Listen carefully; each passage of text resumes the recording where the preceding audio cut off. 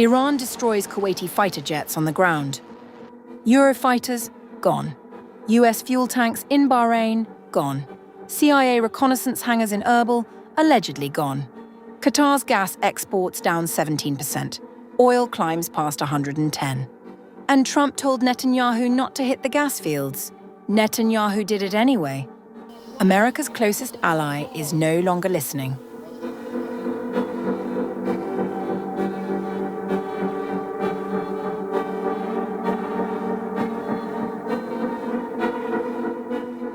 Three Kuwaiti Eurofighter jets have reportedly been destroyed and two Italian ones damaged at Al-Salem Air Base in Kuwait, as satellite imagery from OSINT accounts corroborated significant strike damage at the facility following Iranian missile and drone attacks. The alleged NASA satellite imagery showed multiple fires at the base, while Iranian state broadcaster Press TV reported explosions at a US military installation at the same location.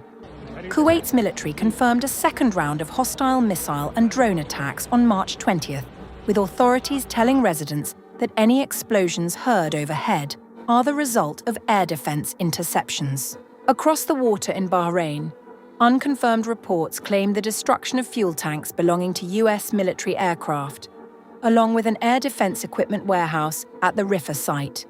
Bahrain's Interior Ministry separately confirmed a warehouse fire from falling shrapnel, which was brought under control with no reported injuries. In Erbil, Iran allegedly struck US military officers' residences and a reconnaissance aircraft hangar belonging to the CIA and the US Army. Those claims have not been independently verified. The Gulf is now a live battlefield. Saudi Arabia intercepted and destroyed at least 16 drones over its eastern region through the early hours of March 20th, while the UAE activated air defences over Dubai, with authorities confirming successful interceptions and no injuries. There were unconfirmed reports of the destruction of fuel tanks belonging to US military aircraft in Dubai. Meanwhile, Iran's attack on Qatar's Ras Laffan facility alone is estimated to have cut the country's liquefied natural gas export capacity by 17%, sending shockwaves through energy markets from Europe to Asia. Oil is trading around $100 a barrel, with Brent briefly climbing above 110. Israel also struck Tehran on March 20th, the first day of Nowruz, Iran's Persian New Year, while Iran responded with successive missile barrages at Israeli cities, triggering sirens across Haifa and the Galilee region. Haifa is home to the Israeli Navy, most of its energy infrastructure, and its alleged nuclear warheads. This comes after Israel attacked the South Pass facility in Iran, the world's largest natural gas field. Apart from the military response from Iran, Israel has been facing pushback from their own. Thank you, Mr. President. Have you talked to Prime Minister Netanyahu about attacking the oil and gas fields? Yeah, I did. I told him, don't do that, and he won't do that. We didn't discuss. We do, we're independent, we get along great. It's coordinated, but on occasion he'll do something, and if I don't like it, and so we're not doing that anymore.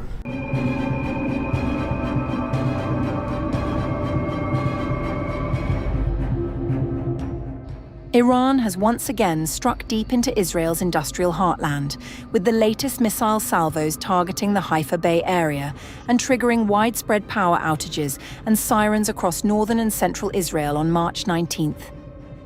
According to reports, Haifa's Bazan Group oil refinery was struck by interceptor shrapnel in an Iranian missile barrage, triggering a mass power outage across the Krayot suburbs of Haifa.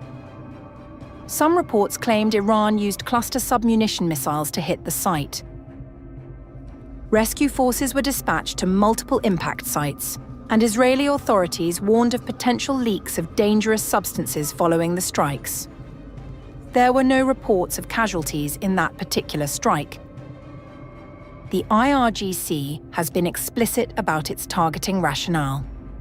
In a statement published on its official outlet, Separ News, the IRGC confirmed the Haifa refinery was hit by Khyber Sharkan missiles in response to Israeli attacks on Iranian energy infrastructure. The attack, also linked to a retaliation against Israel's strike on Iran's South Pass gas field a day earlier, marked the 9th Iranian missile salvo on Israel in a single day, with sirens triggered across Jerusalem, central Israel, and northern Israel in rapid succession. The IDF confirmed it had detected each incoming ballistic missile attack and activated air defense systems accordingly. Hours before Haifa was struck, Iranian Foreign Minister Abbas Araghchi had warned that Tehran would exercise zero restraint if its infrastructures were struck again. Our response to Israel's attack on our infrastructure employed fraction of our power. The only reason for restraint was respect for requested de-escalation. Zero restraint if our infrastructures are struck again. Any end to this war must address damage to our civilian sites. The IRGC has made its intentions abundantly clear going forward. Iran's Revolutionary Guard has warned that it would destroy the oil and gas industries of its Gulf neighbors, which it considers American interests, if its own energy sector is targeted again. We warn you once again that you made a big mistake in attacking the energy infrastructure of the Islamic Republic, the response to which is being implemented. If it is repeated again, further attacks on your energy infrastructure and that of your allies will not stop until it is completely destroyed, and our response will be much more severe than tonight's attacks.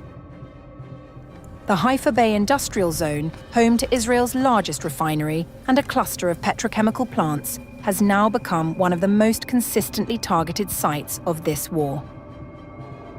With Iran showing no signs of restraint and Israel continuing its strikes deep inside Iranian territory, the battle for energy infrastructure is rapidly becoming one of the defining fronts of this conflict.